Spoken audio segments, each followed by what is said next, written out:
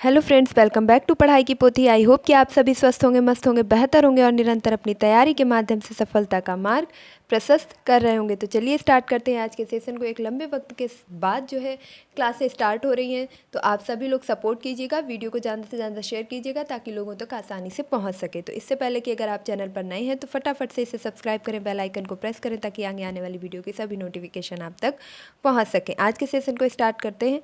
तो आज हमारा जो पहला प्रश्न रहने वाला है वह है कि बाल विकास शिक्षण से संबंधित मनोविज्ञान, ये आपका UP TET, super TET, KVS, PRT, DSSB, C TET, इसके साथ साथ अन्य सभी टीचिंग एग्जाम के लिए बहुत ही ज़्यादा बेनिफिशियल होने वाला है। तो चलिए देखते हैं। पहला प्रश्न है, निम्नलिखित में से कौन सा बच्चों के संवेगात्मक विकास के लिए सर्वाधिक उपयुक्त है? ऐसा कौन सा कथन है जो बच्चों के कैसा विकास होगा, तो संवेगात्मक विकास होगा, उसके लिए सबसे ज़्यादा उपयुक्त होगा? ऑप्शन ए है कक्षा का जो प्रजातांत्रिक परिवेश है वह। ऑप्शन बी है अध्यापकों की कोई भी सहभागिता नहीं क्योंकि यह माता पिता का कार्य है। ऑप्शन सी है कक्षा कक्ष का नियंत्रित परिवेश और ऑप्शन डी है कक्षा कक्ष का आधिकारिक वादी परिवेश। तो यहाँ पर मैं आपको सजेस्ट करना चाहूँगी कि ऐसे प्रकार के कभी भी प्रश्न आपके सामने आ जाते हैं तो उन्हें आप एलिमिनेट कीजिए, लॉजिक लगाइए और गलत चीज़ों को काटना स्टार्ट कर दीजिए, आपको अपने आप से सही उत्तर मिल जाएगा। तो पहला अगर हम देखें कि संवेगात्मक विकास किस तरीके से होगा, तो अध्यापकों की कोई भी भूमिका नहीं है, ये तो बिल्कुल भी गलत हो जाएगा क्योंकि हमारे जो भी आचार होते हैं, विचार होते हैं, हमारे जो गुण होते हैं, उनका प्रभाव बच्चों पर भी पड़ता है। तो ये ऑप्शन आपका कैसा हो जाएगा? गलत हो जाएगा। कक्षा कक्ष का नियंत्रित परिवेश, यानी कि बच्चा अपनी मर्जी से कुछ नहीं कर पा रहा है, इसका मतलब उसके विचारों को, संवेगों को स्वतंत्रता नहीं मिल पा रही है, तो ये भी गलत हो जाएगा।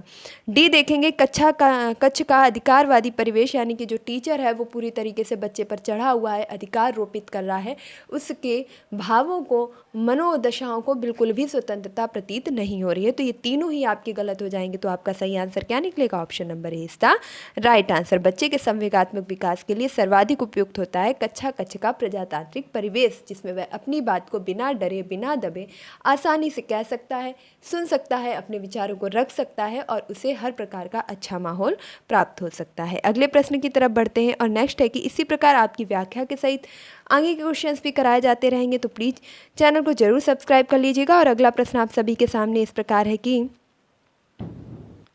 बच्चों के अधिगम को सुगम बनाने के लिए अध्यापकों का एक अच्छा कक्षीय परिवेश की आवश्यकता होती है। इस प्रकार के अधिगम का सृजन करने के लिए नीचे दिए गए कथनों में से कौन सा सही है? जो बच्चों का कक्षा का परिवेश है उसे हम बेहतर बना सकें, इसके लिए हमें कैसे अधिगम को हम और भी ज़्यादा सृजित कर सकें, हमें क्या करना चाहिए? तो बच्चों के प्रयासों को स्वीकृति देनी चाहिए, बिल्कुल। अध्यापकों के अनुसार कार्य करना चाहिए, बच्चों को स्वीकार करना, और डी है अध्यापक का सकारात्मक रुख। तो यहाँ पर आप बहुत ही शांति से अपने उत्तर का चयन करेंगे क्योंकि प्रश्न में क्या कहा गया है कि कौन सा नहीं है। इसे ध्यान से पढ़िएगा, कौन सा नहीं है। तो बच्चों के प्रयासों को स्वीकृति बिल्कुल ही देनी चाहिए, क्यों नहीं देनी चाहिए? नेक्स्ट अगर हम करें कि बच्चों को स्वीकार करना, तो जी हाँ, हमें बच्चों को भी स्वीकार करना होगा, वो जिस किसी भी परिवेश से आते होंगे, जिस किसी भी विचारधारा से आते होंगे, लेकिन हमें उन्हें स्वीकार करना होगा और सकारात्मकता की तरफ ले जाना होगा। डी है अध्यापक का सकारात्मक रुख, बिल्कुल हमें बच्चे के प्रति कैसा नज़रिया रखना है, तो सकारात्मक ही रखना है। तो ये तीनों ही क्या हो जाते हैं? आपके सही हो जाते हैं। और यहाँ पर पूछा गया था कि कक्षीय परिवेश का सृजन करने के लिए, अधिगम सृजन के लिए कौन सा कथन सही नहीं है?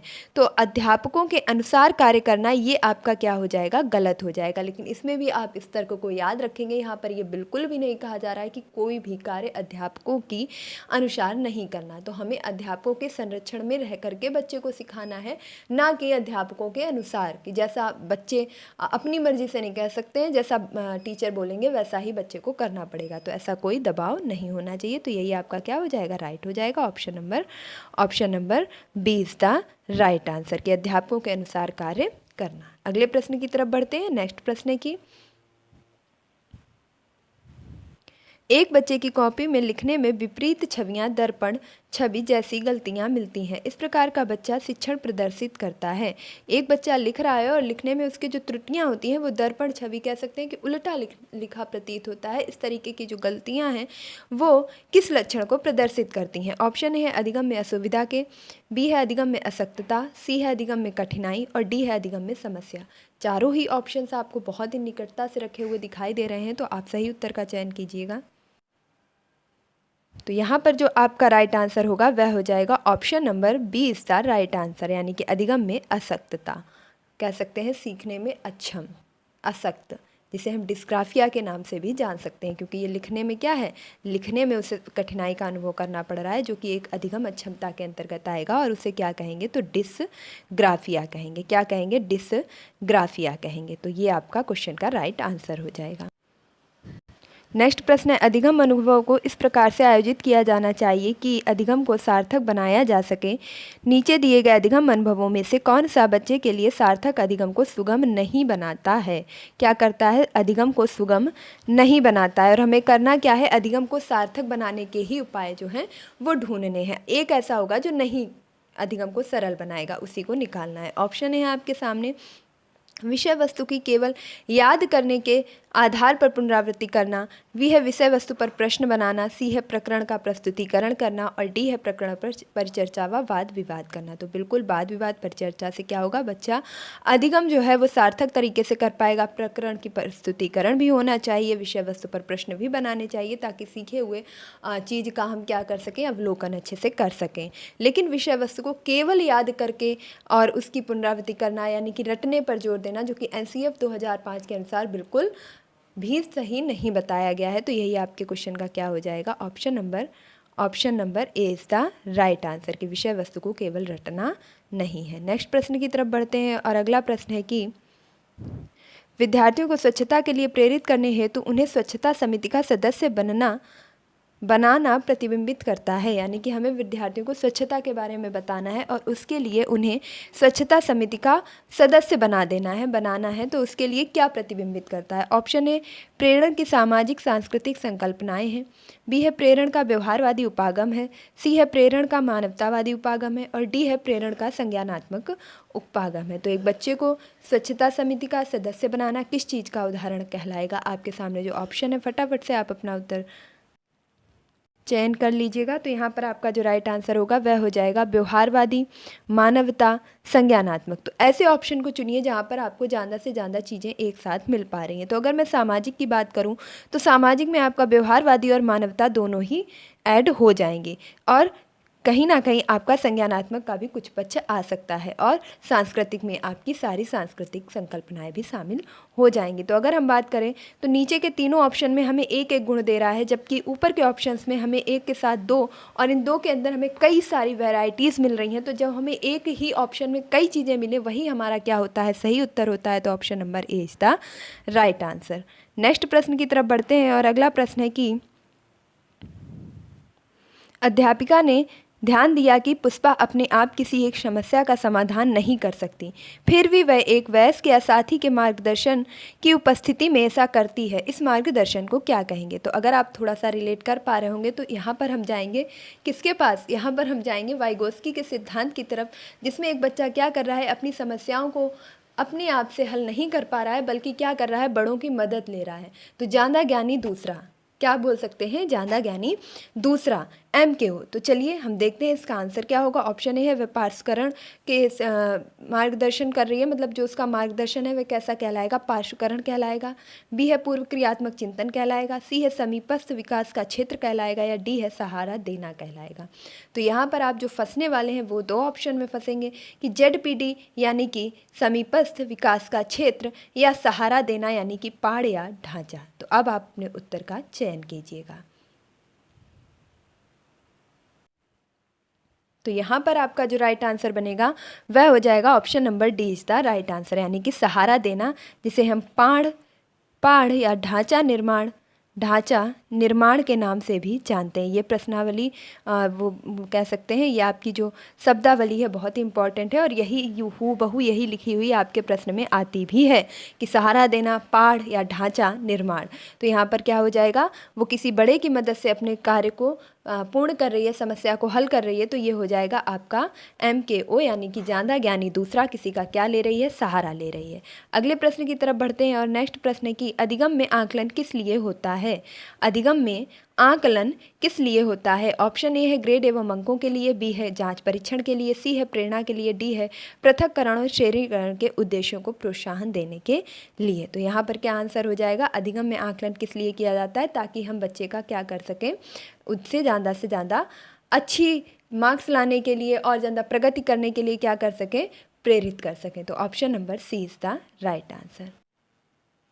नेक्स्ट प्रश्न की तरफ बढ़ते हैं। कोई भी नाराज हो सकता है, ये आसान है, परंतु सही व्यक्ति के ऊपर सही मात्रा में सही समय पर सही उद्देश्य के लिए तथा सही तरीके से नाराज होना आसान नहीं है। तो यह आपके जीवन में भी बहुत ही महत्वपूर्ण पंक्ति रहेगी कि गुस्सा तो सभी को आता है, नाराज तो सभी होते हैं, लेकिन सही व्यक्ति पर सही समय पर सही मात्रा में और सही उद्देश्य से सही तरीके से नाराज होना जो है ये किससे संबंधित होगा? आपके संवेगात्मक विकास से, आपके सामाजिक विकास से, आपके संज्ञानात्मक विकास से या आपके शारीरिक विकास से। तो आपका शारीरिक विकास कैसा है इसका इस चीज़ पर बिल्कुल प्रभाव नहीं पड़ता कि आपके जो है गुस्सा करने का तरीका क्या है, आप किस तरीके से कर रहे हैं, किस पे कर रहे हैं, कितनी मात्रा में कर रहे हैं, कैसे समय पर कर रहे हैं, क्योंकि ये आपके संवेगों से जुड़ा हुआ है। तो अब संवेग शब्द बोलते ही आपको जो है उत्तर लग रहा होगा कि ये किससे हो जाएगा? संवेगात्मक विकास से हो जाएगा। लेकिन हमारे संवेगात्मक जो विकास हैं वह भी किस पर डिपेंड होते हैं? टोटली हमारे संज्ञानात्मक विकास पर डिपेंड होते हैं। हम वैसे ही संवेगों को प्रदर्शित करते हैं जैसा हमारा संज्ञान हमें आज्ञा देता है। तो यहाँ पर आपका राइट आंसर हो जाएगा option number C is the right answer, कि सही समय पर सही व्यक्ति पर सही मात्रा में और सही तरीके से जो गुस्सा करना है, नाराज होना है, ये किससे संबंधित होगा? तो हमारे संज्ञानात्मक विकास पर, हमारी बुद्धिमत्ता पर। Option number C is the right answer.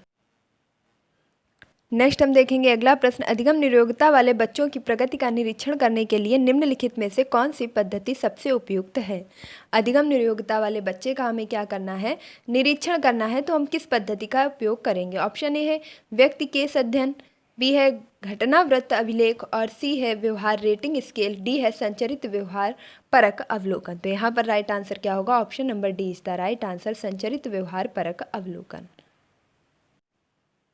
Next प्रश्न है अधिगम निरोगता वाले शिक्षार्थियों द्वारा एक पूर्ण और उत्पादक जीवन जीने के अवसरों को बढ़ाने का सही तरीका है। एक ऐसा बच्चा जो अधिगम निरोग है और ऐसे शिक्षार्थियों को पूर्ण और उत्पादक जीवन जीने के लिए जो अवसर बढ़ाने हैं, उन्हें अवसर देने हैं, उसके लिए सबसे अच्छा तरीका कौन सा होगा? ऑप्शन ए है इस तरह के शिक्षार्थियों की कमजोरियों पर ध्यान केंद्रित करना, बी है इस बच्चों के लक्ष्यों का निर्धारण करने के लिए प्रोत्साहित करना और सी है विविध कौशलों और युक्तियों का शिक्षण करना जिसे सभी संदर्भ में लागू किया जा सकता है।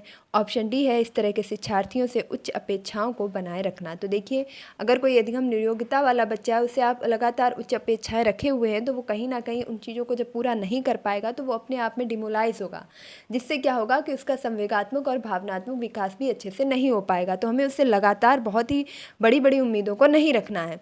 अगर हम कहें कि उसकी कमजोरियों पर ध्यान केंद्रित करना, तो एक तो वह वैसे ही अधिगम निरोग है, अक्षम है, और लगातार अगर हम उसकी कमियों पर ही उंगली करते रहेंगे तो वो किसी भी तरीके से आगे नहीं बढ़ पाएगा। तो ये भी आपका क्या होगा? गलत हो जाएगा।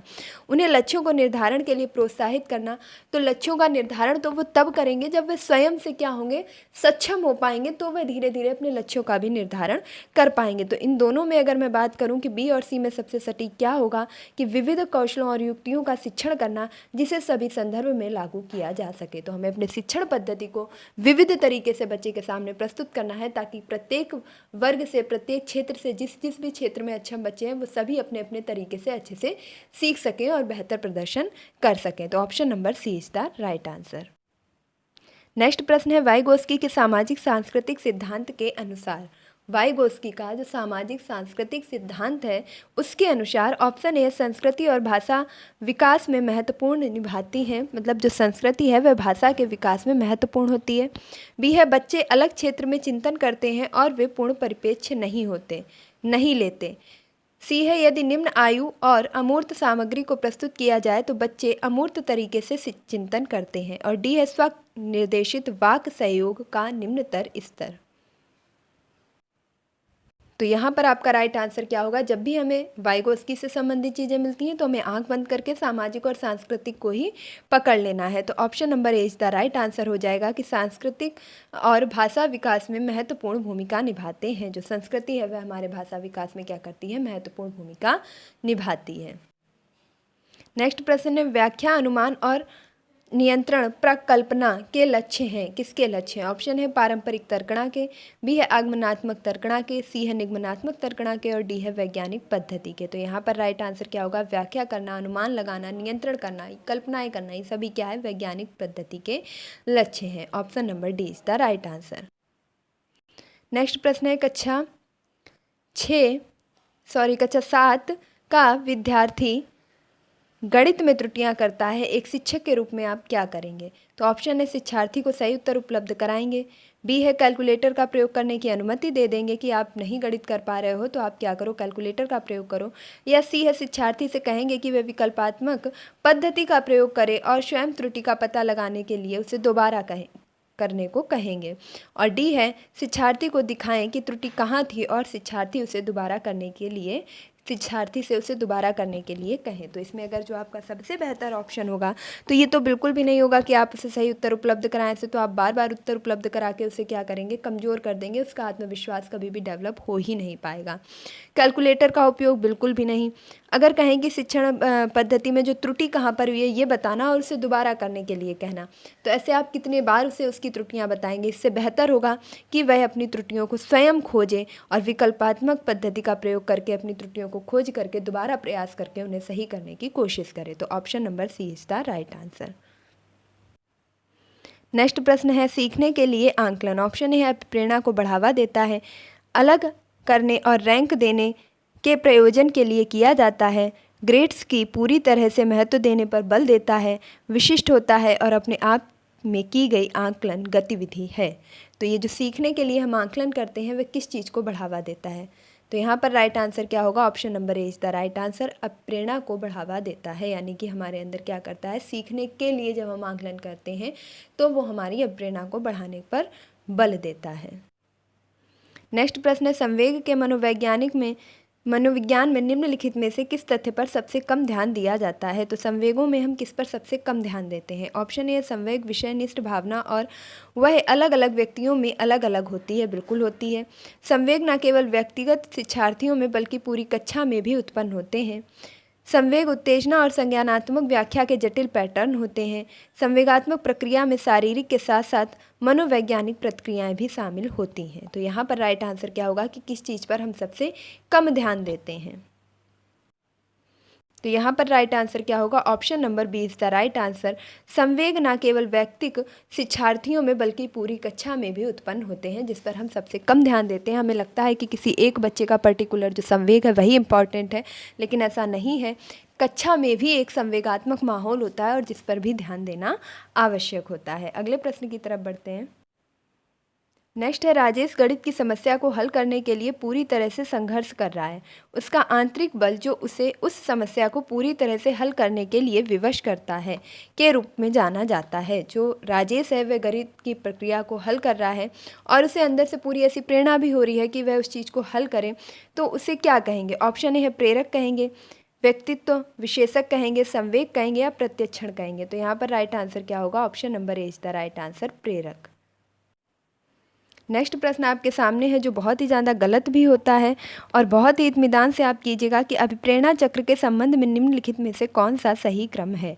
तो सबसे पहले उत्तेजना होती है, फिर प्रबल, प्रेरणा, आवश्यकता, उपलब्धि, लक्ष्य उन्मुखी व्यवहार और उत्तेजना में कमी। बी आपके सामने है प्रबल प्रेरणा, आवश्यकता, उत्तेजना, लक्ष्य उन्मुखी व्यवहार, उपलब्धि और उत्तेजना में कमी। सी है आवश्यकता, लक्ष्यमुखी व्यवहार, प्रबल प्रेरणा, उत्तेजना, उपलब्धि और उत्तेजना में कमी। फिर है डी आपके सामने आवश्यकता होती है, उसके बाद प्रबल प्रेरणा होती है। जब हमें किसी चीज़ के लिए आवश्यकता होती है तभी हमारे अंदर से प्रेरणा आती है और तब हम उत्तेजित होते हैं, हमारे भाव उत्तेजित होते हैं, लक्ष्य की तरफ उन्मुख होते हैं और फिर हम उसी को व्यवहार में प्रदर्शित करते हैं। और जब वो चीज़ हमें मिल जाती है तो उपलब्धि उत्तेजना में कमी आ जाती है। तो ऑप्शन नंबर डी ही आपका क्या होगा? बिल्कुल करेक्ट हो जाएगा। नेक्स्ट प्रश्न है बंडूरा के सामाजिक अवलोकन पर आधारित अधिगम सिद्धांत में निम्नलिखित में से कौन सी प्रक्रिया होती है? तो जो बंडूरा ने सामाजिक अवलोकन का अधिगम सिद्धांत दिया है इसमें कौन सी प्रक्रिया होती है? ऑप्शन ए स्वचिंतन होता है, बी है प्रतिधारण होता है, सी है पुनरावृत्ति होती है या डी है सार को दोहराना होता है। तो यहाँ पर राइट आंसर क्या होगा? Option number B is the right answer, यानी कि प्रतिधारण। नेक्स्ट देखेंगे एक अध्यापिका यह सुनिश्चित करना चाहती है कि उसके विद्यार्थी आंतरिक रूप से प्रेरित हैं। इस संदर्भ में वे क्या करेंगे? हमें ये जानना है कि जो हमारे विद्यार्थी हैं वे आंतरिक रूप से प्रेरित हैं, ना कि किसी दबाव में या किसी लालचवश किसी कार्य को कर रहे हैं। वे आंतरिक रूप से प्रेरित हैं, ये मुझे जानना है। तो मैं क्या करूँगी? ऑप्शन ए, सभी बच्चों के लिए उपलब्धि के एक समान मानकों को उल्लिखित करना, सभी के लिए एक समान मानक निर्धारित कर देना। बी है, इस प्रकार अधिगम गतिविधियों की योजना बनाना जो अभिसारी चिंतन को प्रोत्साहन देती हो। सी है, अंतिम परिणाम पर ध्यान देने के बजाय व्यक्तिगत रूप से बच्चों की अधिगम प्रक्रियाओं पर ध्यान देना। और डी है, वस्तु रूप में पुरस्कार प्रस्तुत करना। तो यहाँ पर राइट आंसर क्या होगा? यदि मुझे जानना है कि बच्चे आंतरिक रूप से प्रेरित हैं या नहीं हैं, तो उसके लिए हमें इस पर ध्यान नहीं देना चाहिए कि वे ध्यान देने के बजाय व्यक्तिगत रूप से बच्चे की अधिगम की प्रक्रियाओं पर ध्यान देना। रिजल्ट क्या आ रहा है, इससे ज़्यादा इम्पॉर्टेंस रखता है कि बच्चा उसे किस तरीके से कर रहा है, उसने किस मेथड को अपनाया है। क्योंकि अगर वह रटे रटाए या बताए हुए मेथड को ही बार बार रिपीट कर रहा है, इसका मतलब वह स्वयं से कुछ भी नया करने की कोशिश नहीं कर रहा है। लेकिन यदि उसके कार्यों में हमें विविधताएं दिखाई देती हैं, रचनात्मकताएं दिखाई देती हैं, इसका अर्थ है कि वह स्वयं से प्रेरित है। तो option number C is the option number C is the right answer.